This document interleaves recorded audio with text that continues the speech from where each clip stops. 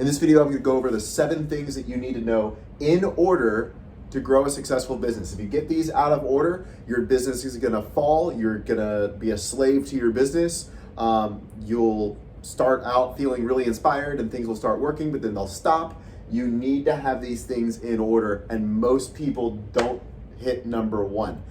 Most people don't even hit number 2. The society and the culture is just now catching on and starting to focus on number 2 a little bit more, especially on Instagram. Most people start at number 3, and that's what we're going to focus on first. And number 3 is your following or your audience. This is your community, the people that you're bringing together. So there's a lot of talk on how to go viral. There's a lot of people on Instagram sharing how to grow your social media following, and that's literally step number 3. But most people treat it like it's step number 1. And it's a very important step. And I want to share here, it's not about just getting a following, because I grew my following from my art, right? Writing poetry and the memes that I was making, but it didn't give me the right people, and I wasn't actually creating culture. I was spreading a really wide net, and a lot of people knew my name, and a lot of people shared my stuff, and it was going viral, but that didn't equate to business success. So there's a difference between virality and business, and it took me a long time to actually learn that. So you need to create and get good at creating a following with a clear culture. I know there's a lens glare right there, but that says clear culture. That is values, beliefs, and goals that are shared amongst the people group. So it's getting clear on what these people value. It's probably what you also value too. Your beliefs and their beliefs, your goals and their goals. There is a shared momentum together. This is creating a clear culture. You're gathering the community and gathering the people that are interacting with each other, but just because you have community doesn't mean you have culture. Culture is the little things that go unnoticed. Culture is how people carry themselves that work for you or that work in your content and in your offerings. How do they behave? That is more so the culture. The community is just gathering people together, which happens in your following with your audience, right? So it's getting clear on that. You hear a lot niching down, right? That's kind of how you can get the right audience. So there's a lot that we could say there, and I'm going to reference it again once we get to 1 and 2. But most people focus on this, they niche down, they get good at going viral, and that's kind of their aim or their focus. And then they start growing assets. Now this is the bat signal in the sky of how to bring people to you and trigger them emotionally. So assets are different than number 5, but they're somewhat related. It's also different than your following. Assets is how you're growing the following. That is posts on social media. Which social media? Is that TikTok? Is that Instagram? Is that YouTube? Where are those posts? It could be things like a book.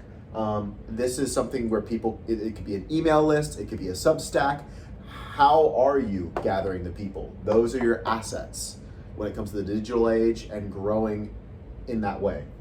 It could be physical products that you have, things of that nature, are sending the bat signal of emotion to reach these people because you have clear values, beliefs, and goals, and you've developed a skill set of creating culture. But the big thing here is emotion. It's emotional when they're learning these things. So if it's information and something you're teaching, you want to guide them in a way where it sparks and hits their heart, it hits their emotions, not just learning more information. We get that from ChatGPT. This is how you're going to be different and actually stand out and not just give more of the same of what's now free everywhere. So then after you get good at building assets and triggering those emotional points, that happens through copy, that happens with how you present yourself. Go to the next thing, which is your offers. Now, some people focus on the offers first, right? You have a heart to serve. You create a product first, or you have an idea for an offer you want to put out there into the world of a way to help people. So some people do focus on offers first, more so than a following and an audience. I've seen both. I've also been caught in both traps where I was focused on the following and the assets, trying to grow that way, didn't have any offers. I've also focused on the offers before I had all these things. That worked too, but I didn't get to number 1 and 2. I didn't have it at all. So while I was having a little bit of success, I didn't actually see momentum in my business until I focused on number one. I saw more when I focused on number two, but I couldn't get to number two until I had number one. We'll get there in a little bit. So number 5 is your offers to serve the specific people to get them results that they want. Key, they want this. Sell to people that want what you have, not people that need what you have. There's a difference, because not everybody that needs what you have wants it. You want to do convincing. So getting clear on that. Now this is courses, this is events, this is the delivery mechanism for the transformation. Whatever that is, it could be a product. And this is also, I wrote down here, customer value journey. So this is not a whole library of offers where you take them from where they're at to where ultimately the promised land is. Where are they now? And what's the whole transformation? You can have different offers for different steps of that transformation. That's called a customer value journey, especially if you're a coach or a mentor of any sorts online. But you get, the thing here is what they want. And I encourage you, do market research for this. Actually ask your audience, pay attention, look at negative book reviews, look at negative reviews of other people and other coaches that are in the space. What was missing, and how can you give people what they want and not just be a copy of everything else out there. Look for the holes, look for the gaps to fill, right? So that's number 5. Then people usually focus on number 6, which is good marketing. Okay, Kev, now that I've got my offers, let me market it. Well, you're missing your assets, which is how you market it, and you're missing the following, which is what grows this whole thing. So if we're going organic, right, and we're not doing paid ads, this is the way to do it. Now your marketing can be paid ads, so you can skip some steps if you got money to pour into it. But if you want to do this organically, you have to focus on creating the culture. Even if you're doing ads, eventually you're going to have to create culture. So you might as well get good at that, on what the culture is going to be like, what the community is going to be like. That's going to help your marketing, because you're going to target the right people. So marketing is this: the desirable offer, right? What they want, step 5, to the ideal person. All right, that's step 3, following an audience, using emotional assets. Step 4, to get their desired result or brand identity. Now, this is number 2. What a lot of people are catching on to now is that you need a brand. Number 2 is brand. You need a brand. And now, branding isn't a color scheme and fonts. This is an identity that they want to be more like. So marketing is getting them to the point where they are in a new identity. My vibe is an identity. Your vibe is an identity. Now with brand, it needs to be in alignment with you. And the brand can be separate than you. You could have a personal brand, you could have a business brand, but it needs to be in integrity to you, especially as the person that's spearheading it, because if it's not, it's gonna feel like you're pushing, it's gonna feel like you're faking, you might start making money, but it's gonna collapse. A lot of people nowadays are focusing on personal brand and branding. The way to do it, though, is not about you. Branding is about the identity that they're going to achieve. It's about the promised land that they're going to get to. It's about the person they're going to be on the other side of the transformation you're guiding them to. So identity that they want to become. Plus, it's integrated to your essence and your story. That creates a certain reputation or a brand, okay?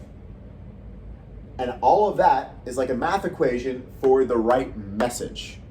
And that message and identity with your story and your essence and your vibe and your quirks and the things that make you you is your personal brand. That message now amplifies the bat signal of emotion, right, in your assets. That brand informs the values, the beliefs, the goals, and the clear culture. That brand identity now informs everything else.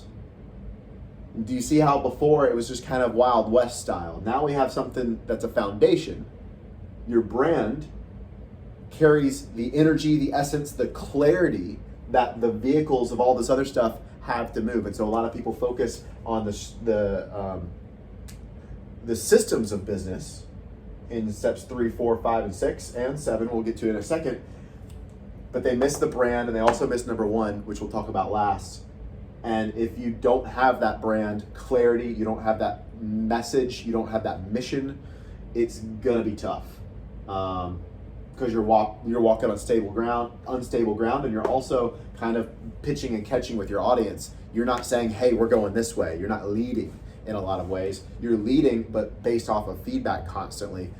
It's gonna be tough to play the long game. Trust me, I tried. Then most people get here and they can see a little bit more success, and you start making a little bit more money, and you go, cool, I want more. Like, naturally, we want to continue the growth of the thing that we're building. And so you get to number 7, which is scaling and optimizing your strategy. Now, if you know Alex Hormozi, he just came out with a book called Money Models. That would fit at the very end of this. Scaling and optimizing the growth of this thing. Where's the loop? Where's the holes? Where's the ways that we were cutting corners? How can we make things better? How could we refine it? How can we make things more efficient, right? So it's looking at the whole structure of this. Can we get clearer on things? Can we optimize this so it doesn't take as much time? Multiplying the impact, the money, and making it easier, faster, with less friction. That's also when you start onboarding a team and you become a manager and managing other people, right? So this is scaling and optimizing, which is always appealing to people, but they usually get here way too soon. You need to have this going first before you can even focus on scaling. And quite literally, and this is what a lot of my work is going to be about here in the future. So if you aren't subscribed if I'm putting this on YouTube, I don't know if I am yet or not, be sure to do that, because I'm going to share a lot more about number 1 and all of these things in a lot more detail.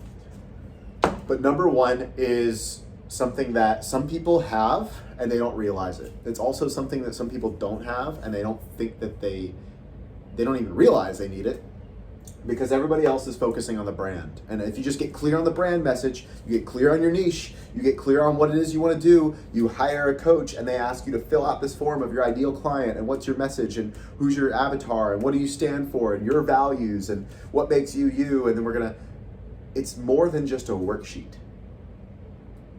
That's the biggest and most important step, which is number 1, which is your direction from God.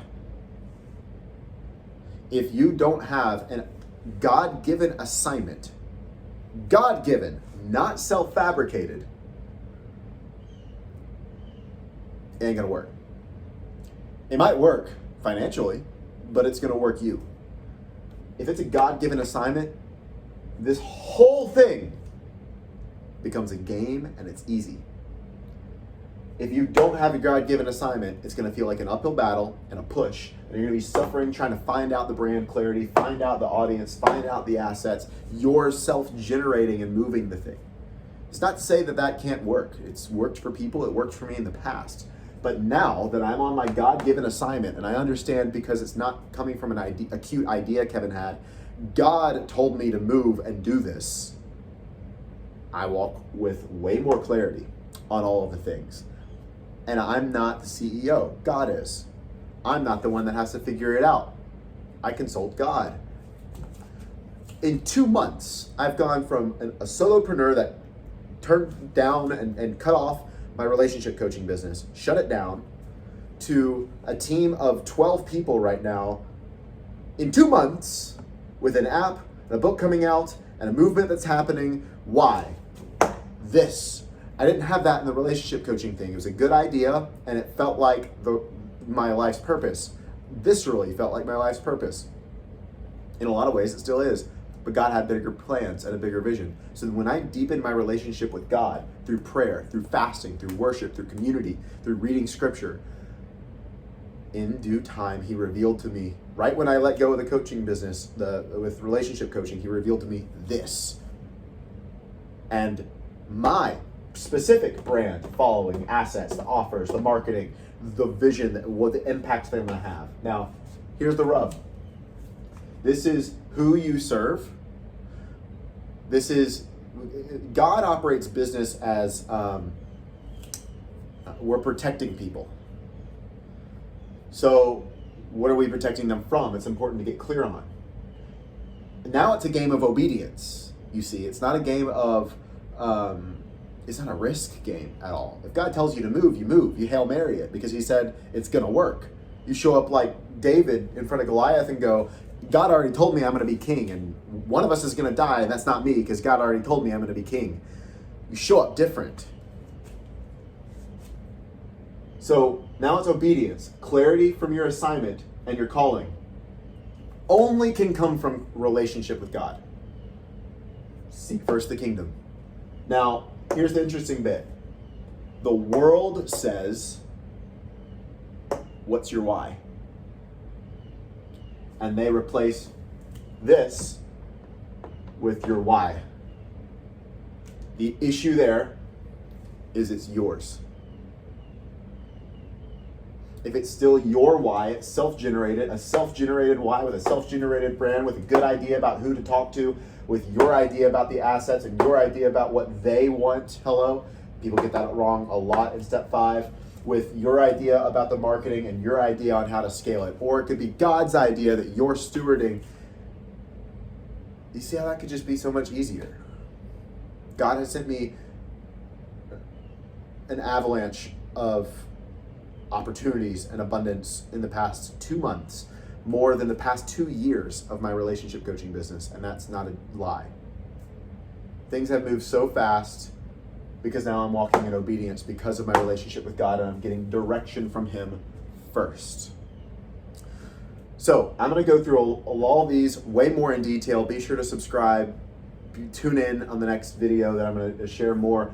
And most of my work is spent here on 1 and 2 and what I'm doing with clients right now. I have a lot of support here and I have a lot of ideas here as a high level, but I'm not an expert in growing an audience. I'm not an expert in optimizing your systems. I have some know-how on marketing, right? Like what I shared here. This is more so the energetics of the strategy. I ain't your strategy guy. I'm the energetics guy. I'm going to help you deepen your relationship with God, get clarity on that purpose from him, not self-fabricated. We get the idol of hustle out of the way. We get the idol of you out of the way. It comes through your relationship with him. And then we make a brand, message, identity, reputation.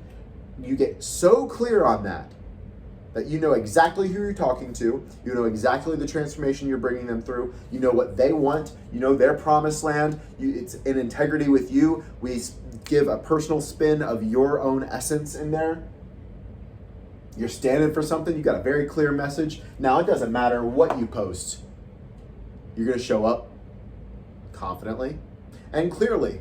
It doesn't matter what assets you create. It's gonna trigger emotion because you're confident. It doesn't matter what offers you create. Well, it kind of does, right? Like, they gotta want it. But you're gonna be so much more in service, and it's not gonna be some sneaky thing of greed where you're trying to get, and this, like a lot of people do in business, where they're trying to manipulate things so that they can get clients constantly. Like, we gotta tear down that idol of manipulation and witchcraft. We're gonna call a spade a spade. If people don't want your shit, they don't want it. All you get to do is send a bat signal out. All you get to do is get clear and keep walking and get clear on that brand. And I'm telling you, the systems get easy. And everybody's talking about the systems, but nobody's talking about the Savior. Nobody's talking about the relationship and the connection and the assignment. They say, oh yeah, be on assignment and kingdom business. And I'm seeing all this stuff. And I'm like, yo, how much of that is using God's name in vain to get what you want? If I'm calling a spade a spade.